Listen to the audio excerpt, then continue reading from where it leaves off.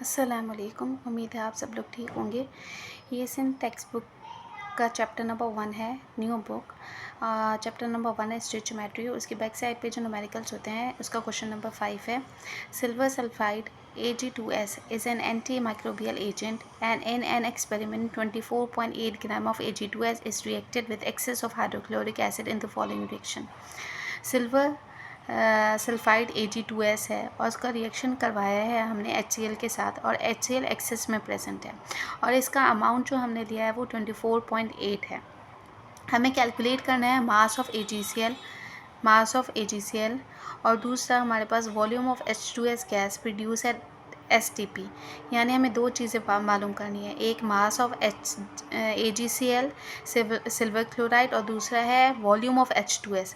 तो पहले हम लोग निकालेंगे पार्ट 1 करेंगे और पार्ट 1 में भी हम लोग निकालेंगे मोल्स। हमें मास निकालना है AgCl का, तो हम पहले निकालेंगे Ag2S के मोल्स निकाल के फिर हम लोग इक्वेशन यूज़ करते हुए स्टोइचियोमेट्री अप्लाई करेंगे और फिर हमें मोल्स पता चल जाएंगे AgCl के, और मोल्स से हम लोग निकालेंगे मास। सबसे पहले हम लोग निकालेंगे मोल्स ऑफ Ag2S। मोल्स का फॉर्मूला है mass divided by molecular mass. Mass हमारे पास है 24.8 और मॉलिक्यूलर मास है Ag2S का 247.8। हमने कैलकुलेट किया है मॉलिक्यूलर मास Ag का है 107.8 और सल्फर का है 32। तो इसको 107 को मल्टीप्लाई किया 2 से और प्लस कर दिया 32 से, तो मॉलिक्यूलर मास आया Ag2S का 247.8। इन दोनों को डिवाइड किया तो हमारे पास जो मोल्स आए हैं Ag2S के वो 0.1 है। 1 mole of Ag2S gives 2 moles of AgCl। हमने इक्वेशन देखा कि 1 मोल Ag2S का हमारे पास 2 मोल दे रहा है AgCl के, तो 0.1 मोल कितना देगा? 0.1 mole of Ag2S will give 2 को हमने एज इट इज यहाँ पे लिख दिया, मल्टीप्लाई कर दिया 0.1 से और डिवाइड कर दिया हमने 1 से, तो हमारे पास 0.2 मोल्स आ गए AgCl के। अब मोल्स आ गए हैं हमारे पास AgCl के, हमें निकालना क्या है? हमें निकालना है मास।